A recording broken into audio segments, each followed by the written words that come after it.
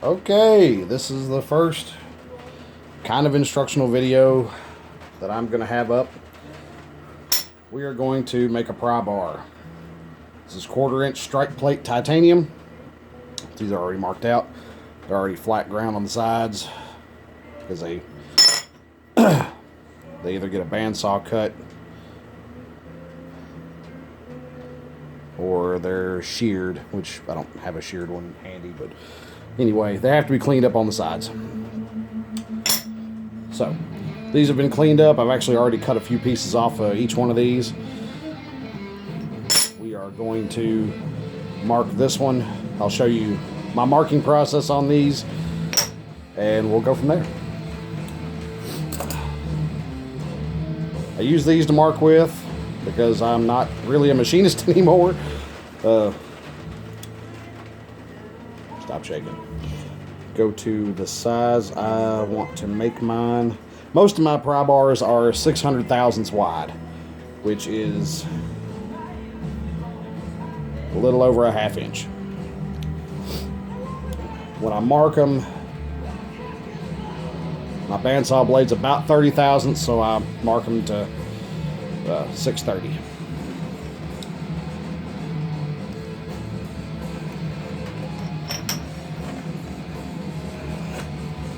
So I get a scored mark for each of my cuts. Handy dandy Sharpie. The most used thing in this shop is this Sharpie, or any of the other 4,000 Sharpies laying around.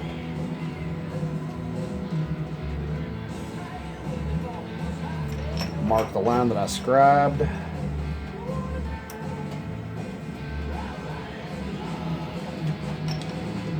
And then there you go. Those are going to be my cut lines. May or may not get a thin pry bar out of the middle. If I do, good. If not, it'll become a scrap piece and will get used for something else later. So with that, we're going to go over to the bandsaw. Now, we're going to be using the porta band hanging on the wall, attached to a foot switch. You can see where the switch is wired open. Not the best thing to do, but it does work. But I've got a foot switch down here. I've got the camera mounted on a stand, so I'm not going to be moving it around much. And yes, wear your safety glasses. This thing does throw aluminum or titanium chips off. Steel, titanium, whatever you're cutting. It throws chips back at you.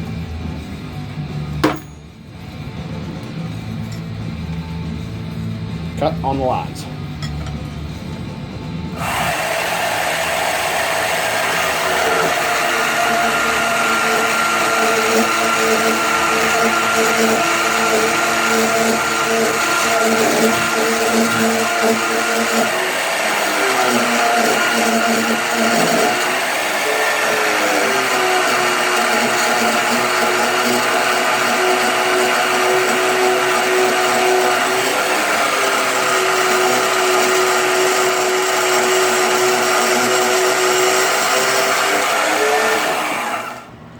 You see, it's not a very slow process. Like the bandsaw does cut it pretty quick, as long as there's a new blade in it. We're gonna stop right here and speed this up. I'm gonna pick back up with a blank that I've already cut on. I've already cut it. I've already flat sanded the sides again, so it's ready to go. Other than those marks right there, which those saw marks are gonna be taken out with grinding the tip. But I went ahead and cut the tip with the bandsaw too, just to cut a mass of material out so it doesn't, kill a bunch of belts. Because titanium does kill sanding belts very fast. The thing about titanium is the hotter it gets, the harder it gets. So, the more you heat this up, it'll go from around 36 Rockwell hardness on the C scale up to where it'll damage carbide. So you want to take off as much material as possible before you start, trying to hog off material with a belt and kill it. So now we're going to go over to the sander, sand this tip. I'm going to use my knife grinder for this because I have more belts for it than the 4x36, or else I'd use it. Ditch that 600 belt that I was sharpening things with and go for an 80 grit aluminum oxide.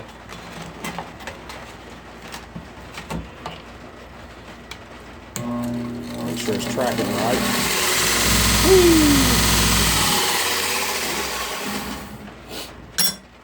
Now for this part, I will be using, where it's at,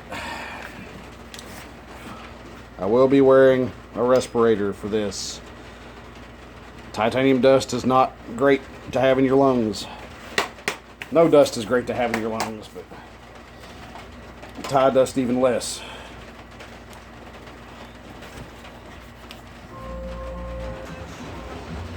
And here we go.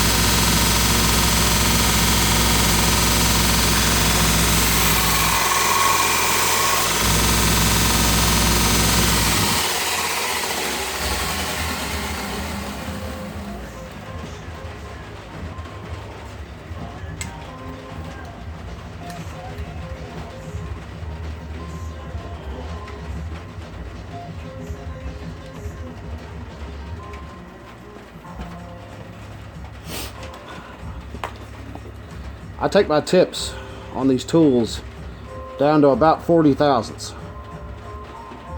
Seems to work really well as a flat screwdriver and a scraper. Anything sharper will wind up cutting your pocket, or TSA won't like it if you try to get on an airplane with it, because that's one of the things they look for, is how sharp that tip is. I've had several of mine make it through TSA and make it onto airplanes, but that's one of the things, it can't be too sharp. So we're going to finish the rest of the tip grind. That's the main bevel. Now we'll do all the sides and the accent bevel.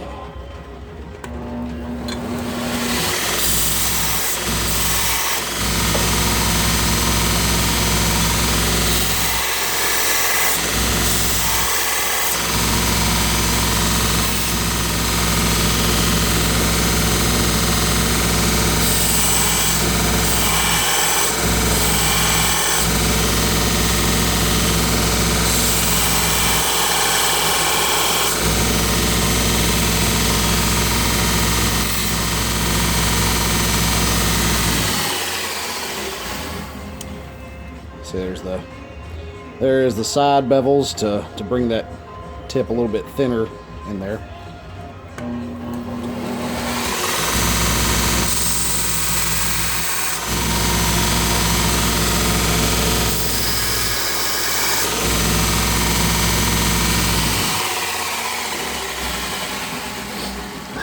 And then the side bevels. And the biggest thing to this, I used to mark everything out. I used to have to scribe lines for every angle and every cut I wanted to make, but repetition is the key to getting anything done quickly.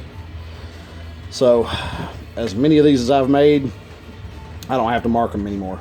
I just look at them until they're going to be right.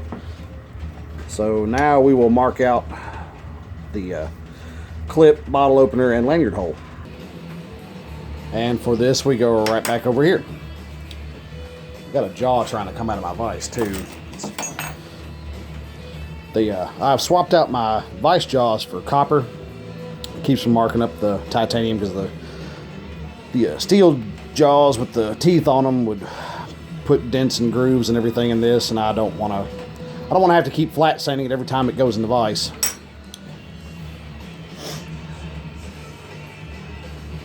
So now we go to our set measurements.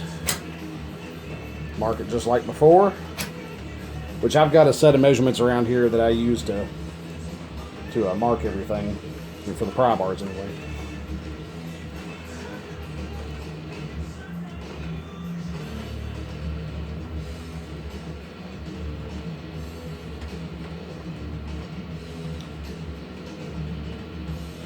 Yeah, and titanium is hard to work with, but it's not. You know, if you can keep it cool, it's not that bad.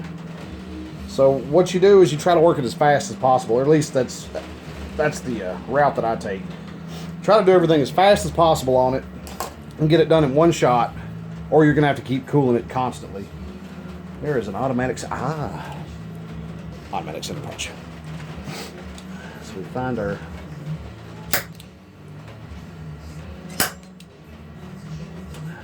when I've had large batches of these to do, 10, 15, 20 at a time, this thing comes in handy, so you don't have to sit here and keep dinking a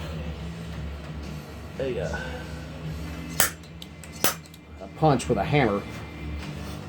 And it doesn't take much to punch it and get them all set and get them ready to drill out. And now we're going to drill it. Okay, we're going to start off drilling all the holes with an 1/8 inch drill bit, just to kind of pilot all the holes out. The 1/8 inch drill bits I buy are extremely cheap, and I can go through a ton of them without caring, but it saves the other drill bits. Once you get that hole all the way through, then it'll save your other drill bits, overall. Like this 3/16, I've been using it for 2 years on titanium. It is just a cheap black oxide. I mean, you can see the wear of how long it's, how much of a life it's had. But I've been using it for about 2 years now because of all the pre-drilling. So here we go.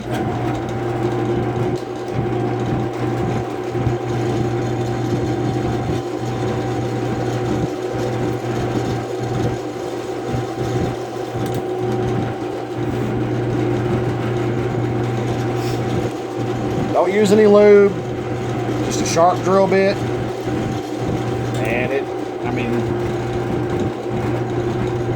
I've had people argue with me, but you see, it's running just fine, no problems, making nice chips. I sharpen my drill bit before I go on every bar, so it's nice and, so it's ready. Makes nice holes, no push out. I mean, a little bit, but a little bit's to be expected. But you see right there, nicely cut holes, which doesn't really matter because we are going to be drilling it with bigger drill bits.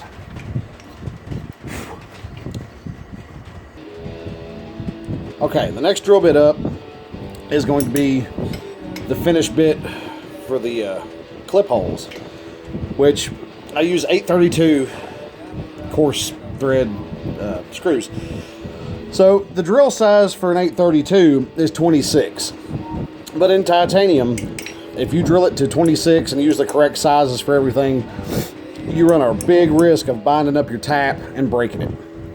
So I use 27 or 28, depends on what I happen to have up here that's not broken. The one I've got is 27, so we're going to oversize the hole, I think somewhere between 5, 6, 7 thousandths, something like that. Just enough to give it a little bit of extra, relief.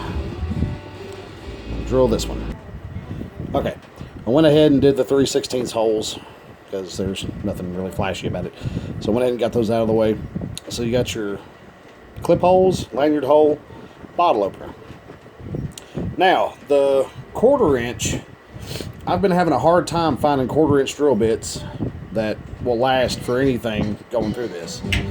So, in comes the masonry bit. All my 1/4 inch holes I drill with a masonry bit. Right, wrong, or indifferent, it works. And this bit was $3 or $4, I don't know, it's a cheap one. Seems like the cheaper, it's still, a brazed carbide bit. So, I've got a new one in here, that's one I've been using. I'm going to go ahead and drill the 1/4 inch hole. I'll leave the camera running for this so you can see, how the masonry bit acts in the titanium.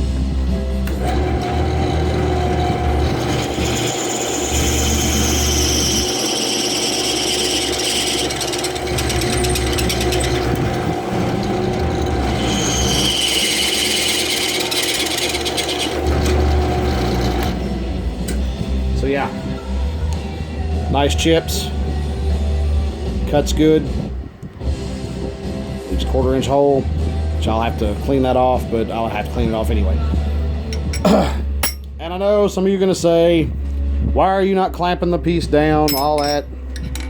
The belts in the drill press are actually running loose for that reason. I can hold things with my hand. If the bit catches, it'll stop the drill press. You know, the belts will keep running up here, but it'll stop. It's a safety thing I do for myself, because I have had stuff helicopter in the drill press, and it's not a fun day. So I loosened up the drive belts to where it's just enough to drill. So now we need to countersink all these holes, so we'll do that. For the purpose of chamfering all these holes, I use a center drill bit. You know, the small holes I'll chamfer with the point end, and the bigger holes will get chamfered with the ramp end right here. I think it's a number 4, I think, maybe. 3/16, 7/16, that's what this is. But we use this because I had been buying actual countersinks, and they go bad quick. You can see a little bit of the bad spot in the middle of that. They don't hold up. So toss that, use the center drill.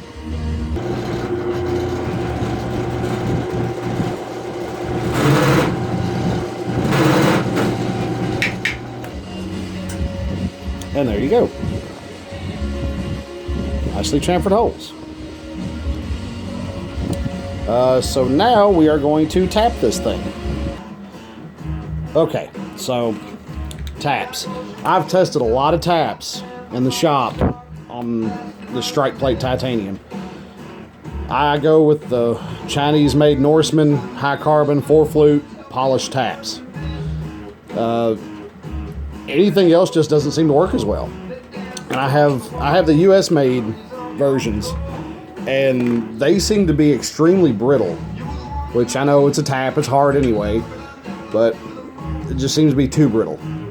3 flutes bind up too fast, and ones that are frosted or coated seem to bind up really fast. So, and again, same as the drilling, we are not going to use any lube. Tested that both ways, and it doesn't seem to matter as far as life on these taps. In titanium, they wear out just as fast with lubrication as without. So, yeah, the first few threads usually start pretty good. Quit messing around and finish this. And it takes a minute to tap these, because you got to keep making sure that chip is broke inside there, or else it will bind this tap up quick and snap it off. And I've snapped off many taps in this shop. But you know, for the people that say titanium is hard to work, it's not that bad. It can be, but most of the time it's not horrible. You know, so far, everything I've done, you know, you can do in a home hobby shop. You know, that's just about what this is. I mean, I know I do this for a living, but you know, there's nothing in here that somebody can't just go and buy. Except for experience. You can't buy experience. I'm going to pause this and get through that hole too. So here's where I was talking about the copper jaws. So I use the copper jaws so I don't have any marring or anything on the edges. You know, I don't have to go back and clean it up again because of the vise. I can do a lot of stupid stuff and have to clean it up again, but it ain't going to be because of this vise. So while the camera was off, I went ahead and marked the cuts on the bottle opener You can see the nice set of threads cut in there. So I'll pop over here to the bandsaw again, cut that bottle opener out, and then we'll go work on it again. Be right back. And there we have a rough cut bottle opener. So we're gonna move over to the small sander, and we'll talk about it for just a second. We'll clean all this up. Okay, so the Harbor Freight 1x30. It's both a horrible machine and an amazing machine. Amazing for the fact that you can buy it really cheap. And mine has lasted for, I've had it for 6 years, 7 years maybe. Yeah, and I actually bought mine at a flea market as an open box type thing. It served me very well and has, made a lot of these pieces.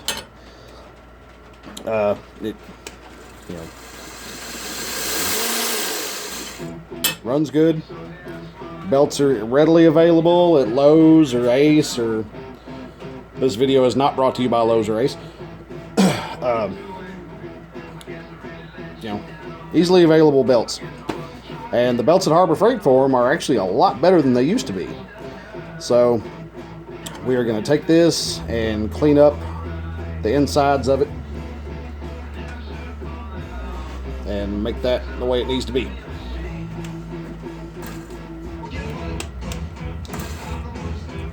That's not good. There we go. Like I said, it's had a long life. It might go out at any moment. If it does, I'll go buy a new one of these too.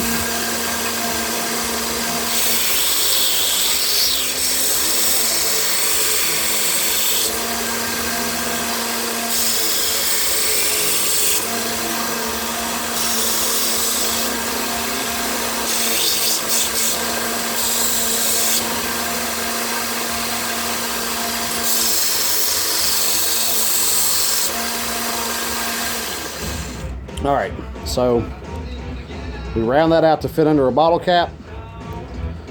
Make it nice and round right there. That, and taking the corner out of it right here also lets you slide it onto an oxygen bottle if you're an EMT or fireman or anything like that. Makes it to where to fit on a 6.5 millimeter oxygen tank. So we'll do this. Clean this cut up right here, and then I'll try to remember what we're doing from there.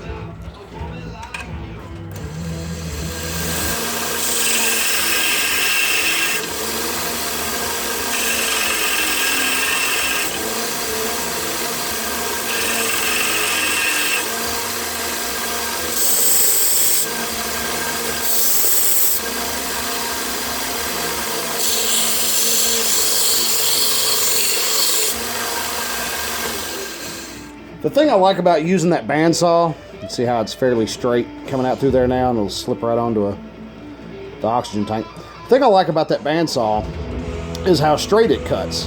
You see how much effort it took me to grind the saw marks out of it and to get it straight.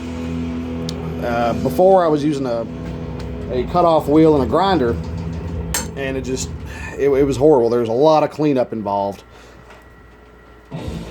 The bandsaw cut lots of time off my process. So what to do now?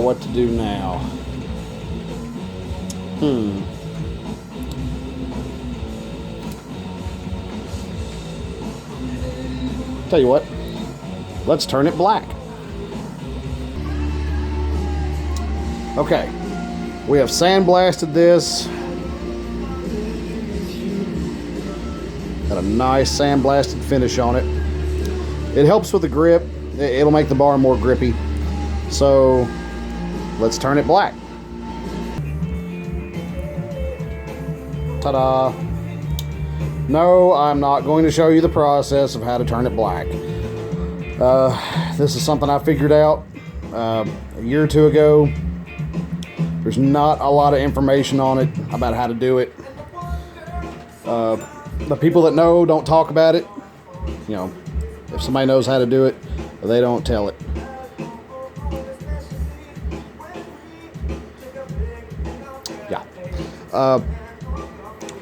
This pry bar, I think, is going to be a giveaway piece on the Facebook pry bar page.